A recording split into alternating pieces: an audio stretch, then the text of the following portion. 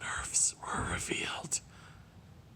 It's like equality in Flametongue Totem and Hunter's Mark and Spellstone in Cold Blood, but I'm at the doctor and I can't review them yet.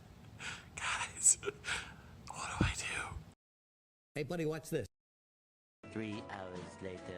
Yeah, I know it's been like 5 hours since the nerfs came out, making this my slowest nerf review video ever. But like I said, I was at the doctor. Forgive me, I missed the window on this one, but we're jumping right into it with 5 big-time Hearthstone card nerfs. Flametongue Totem, we got Cold Blood, Equality, Hunter's Mark, and Lesser Emerald Spellstone all getting some enormous nerfs, which are going to have big impacts on the game. So let's talk about these right away, starting off with Cold Blood for Rogue. This one's going from 1 mana to 2 mana, doubling the mana cost, adding 1, and I think this is a pretty big deal.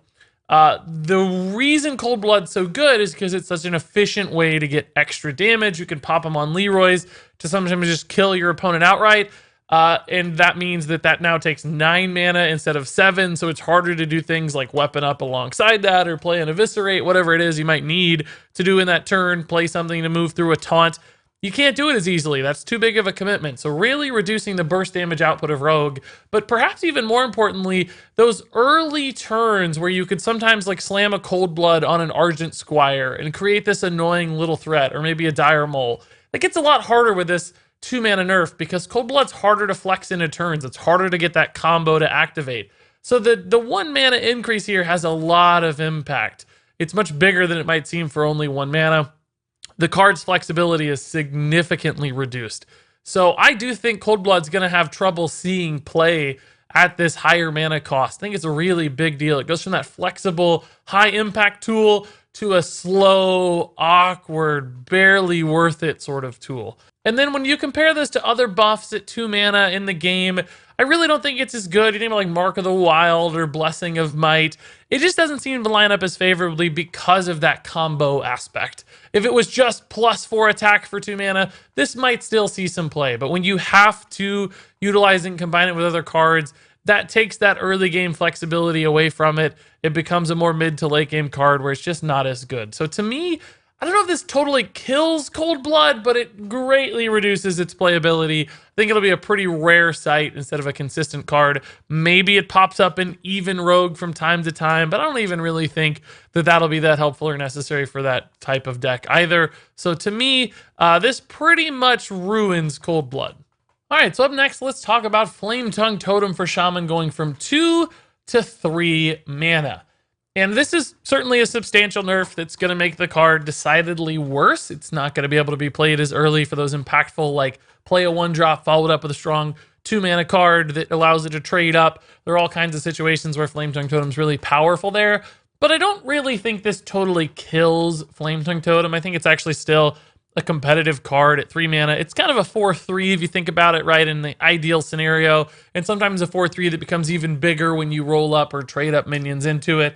So it represents a pretty strong threat still for a 3 mana card. I don't think it'll be amazing at 3 mana, but I think there will be decks from time to time that still decide Flametongue Totem is worth making the cut over other alternatives because it is a totem too. Some totem synergy deck eventually might still care about that.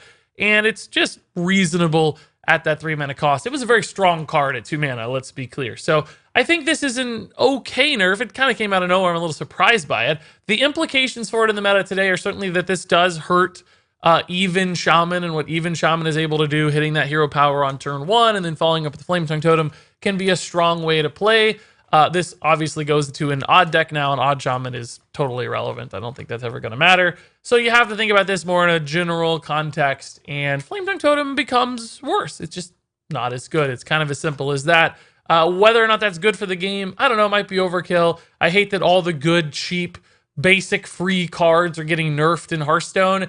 What that means essentially is that new players lose access to a great tool like this, whereas before they could build a really cheap token deck and Flametongue Totem could give that deck some power. It's going to offer it less power now. It's going to be less influential. So the cheap, basic version of Shaman gets a little worse, and I don't really like to see that necessarily. But all in all, a reasonable enough change, if a little bit of a surprising one. No one was crying out for Flametongue Totem to get nerfed, but it's fine.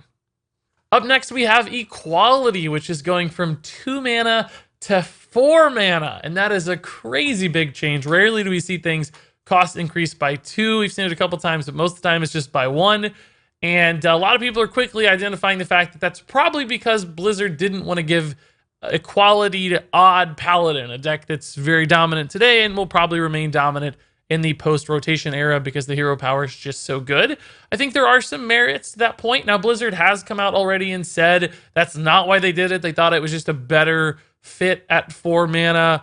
Like, they wanted it to be a control card and not an aggro card. And at control decks, apparently Equality still felt fine at 4 mana, but in aggro decks, it felt too expensive. That logic does make sense to me. Like, clearly a 4 mana Equality would be really, really pricey for an aggro deck to run. Often wouldn't be worth it in that scenario. Now, whether or not it's still viable in control at 4 mana, I have a little bigger doubt on that side of things. You know, Wild Pyro Equality right now is a really cheap 4 mana removal that allows you to still play things sometimes afterwards and get a good board swing to help you live into the late game. At 6 mana, that becomes far less enticing. We also just have the card Shrink Ray at 5 mana, which feels pretty close to that. It's 7 mana instead of a 6 mana total removal option. And that means Equality just doesn't feel quite as competitive or good or give you that edge. Equality Consecration is now also an 8 mana play instead of a 6 mana play. So you have a lot less mana to work with. After that, you can't equip like a true silver champion. You can just maybe hero power. So there are all sorts of little differences here that do seem to add up to me a lot. Now, I do think Equality is a card that will still retain a little bit of playability depending on the meta, depending on how far into the future you're talking. Is Shrink Ray available? You know, eventually that will rotate out. Maybe at that point, Equality becomes the go-to choice again. But its options are a lot more restricted. Most decks are not going to be able to find room for this.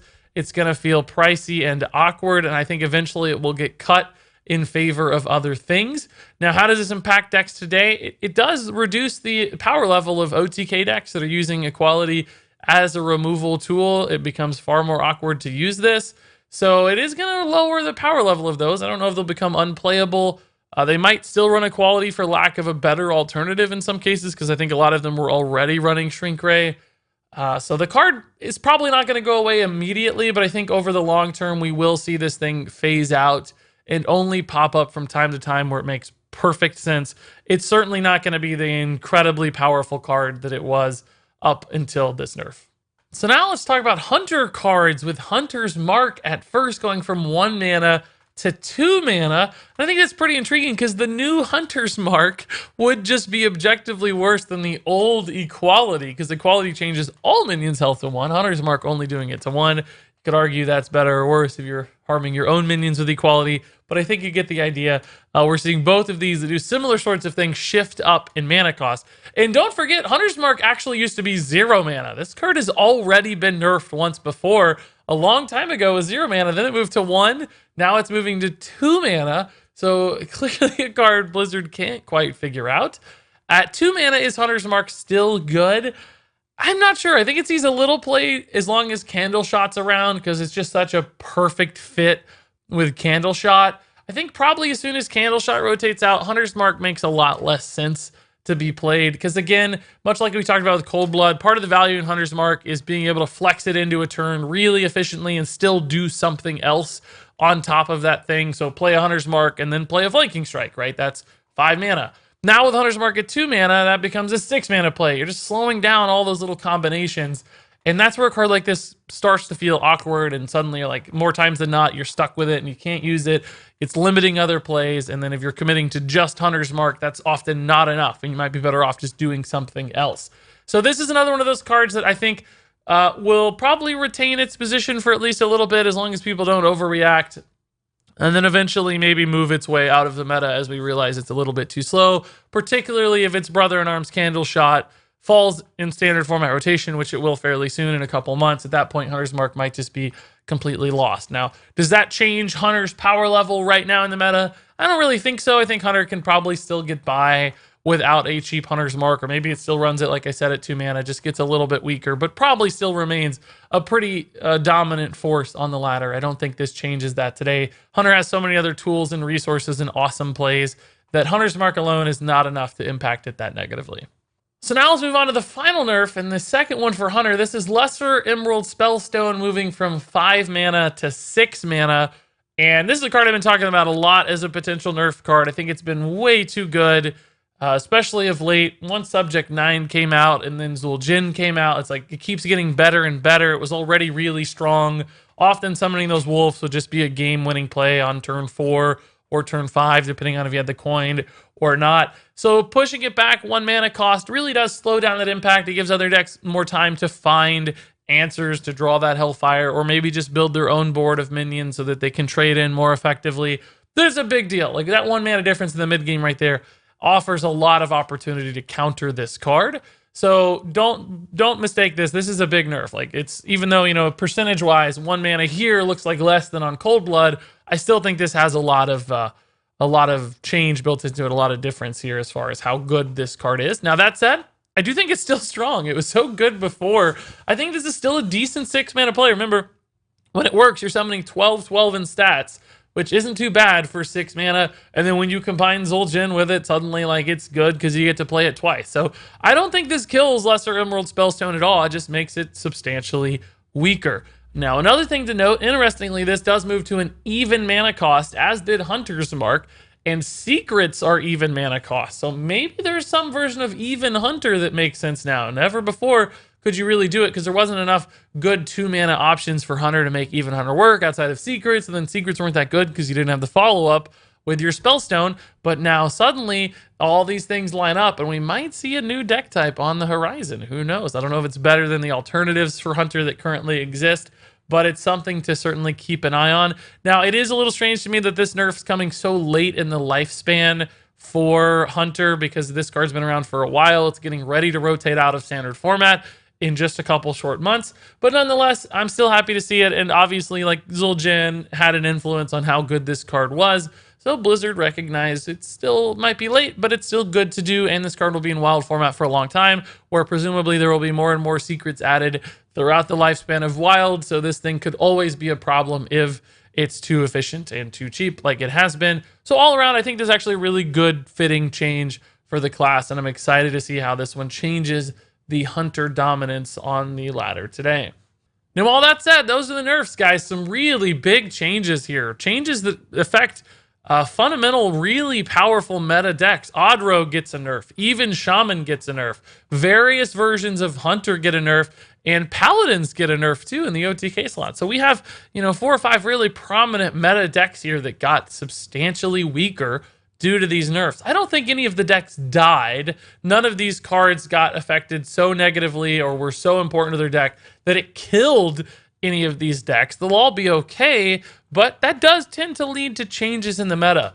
Now, some people are going to quickly identify and properly identify that a lot of these were basic or classic cards, right? Only Emerald Spellstone here was from an expansion. The rest came from the classic or basic set, and that is a little bit disconcerting and concerning because the classic set just keeps getting weaker. We've seen this in the past where classic cards get nerfed. The kind of first surprising one I remember was like Hex. Like Hex got nerfed. Everybody was like, what? Why Hex? And there have been more and more since then, and a handful of them here. I don't know what that means for the future of Hearthstone. It means that budget players and people returning to the game have much weaker collections. Theoretically, it means that expansions will be more important and stronger and have more influence and maybe keep the meta fresher. That's good for people like me. Like I like when new expansions are good. But for a lot of people, that's a bad thing, and it might kill some decks and really change the new player or budget player experience.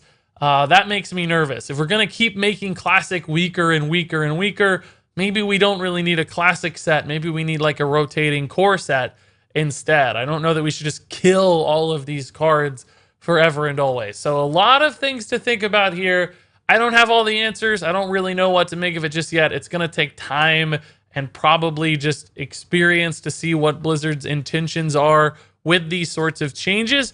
but I'm looking forward to seeing what all that means, and I'm looking forward to hear what you guys have to say about it too. What do you think about these nerfs? Were they unwarranted? Were they unnecessary? Were they too much? Or were they just right? Share your thoughts in the comments below, of course, but until then, thank you so much for watching, and until next time, game on.